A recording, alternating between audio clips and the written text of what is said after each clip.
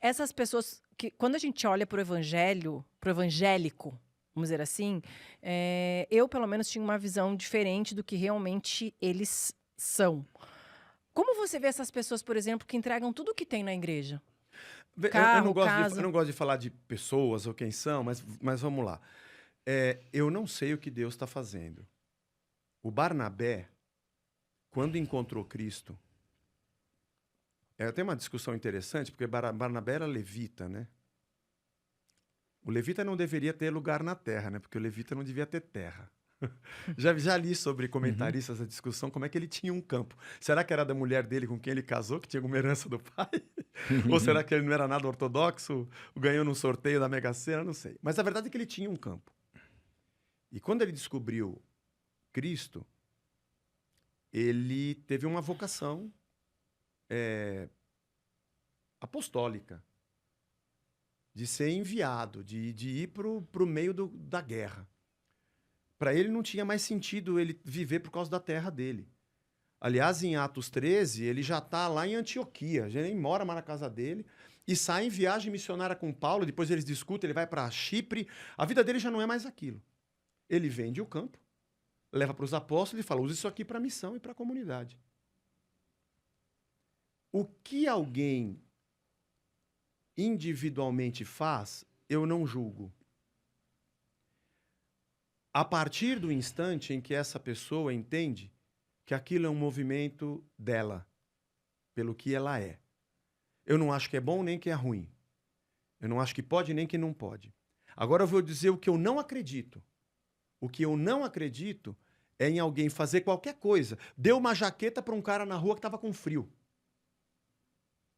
Eu vendi meu carro e dei o dinheiro para uma pessoa que estava desempregada, um pai de família, eu quis ajudar ele.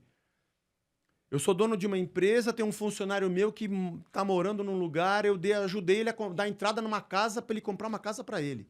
Porque isso não acontece só na igreja.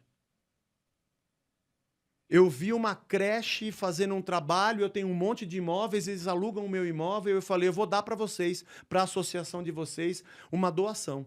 Vou fazer um comodato, isso está na lei. Uhum. Isso não é só de evangélico, não é só da religião.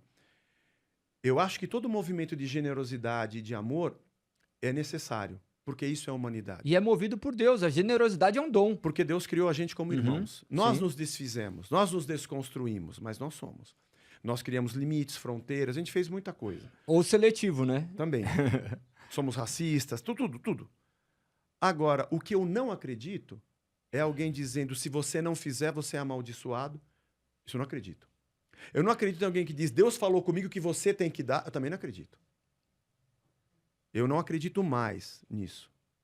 Eu não acredito assim, tem um problema porque você não fez, você tem que fazer agora. Não acredito.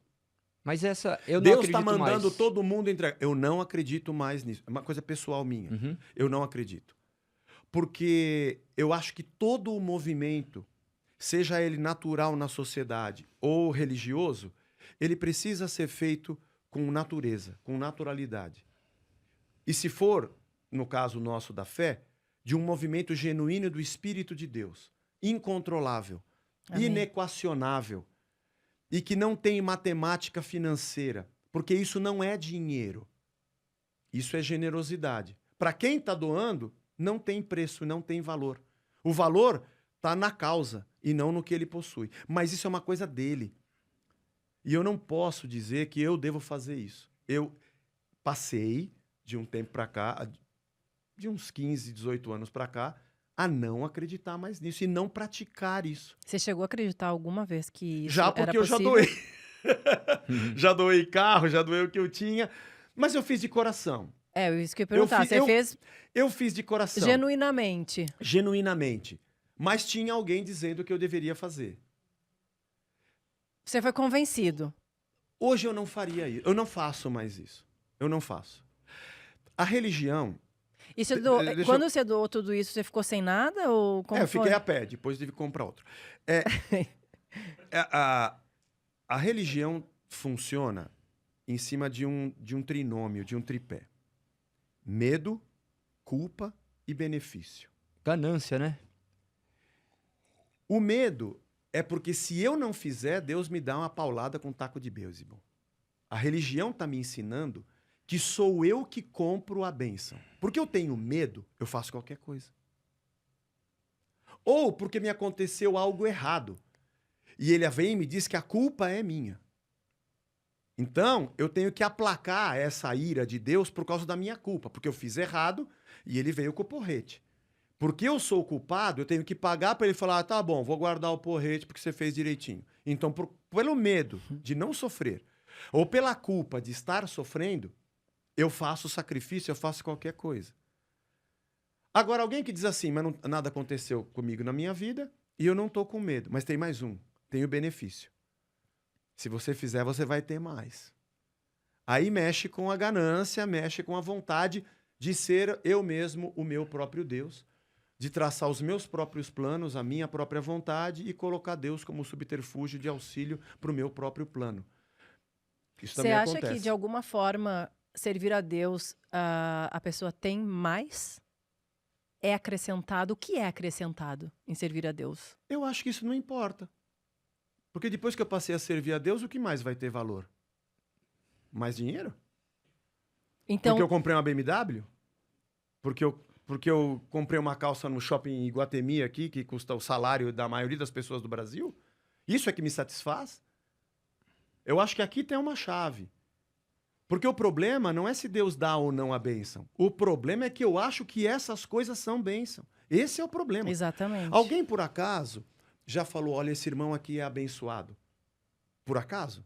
O cara chega na frente da igreja com um carro zero, esse irmão é abençoado, hein? Nem sabe a origem, não Não, sabe. não, porque abençoado é uma coisa que é visível aos meus olhos materialmente. Nós somos materialistas demais, meu. Sim. Quem A ia gente- falar que José era abençoado, José era Abraão, abençoado, enquanto estava Abraão era ali. abençoado. Salomão era abençoado. Ah, legal. Quer dizer que a irmãzinha que ora todo domingo, que é uma serva de Deus, que no prédio dela ela testemunha de Cristo, já teve casamento que ela aconselhou no prédio dela, é uma viúva. Os jovens vão lá bater papo com ela, gente já se converteu por ela.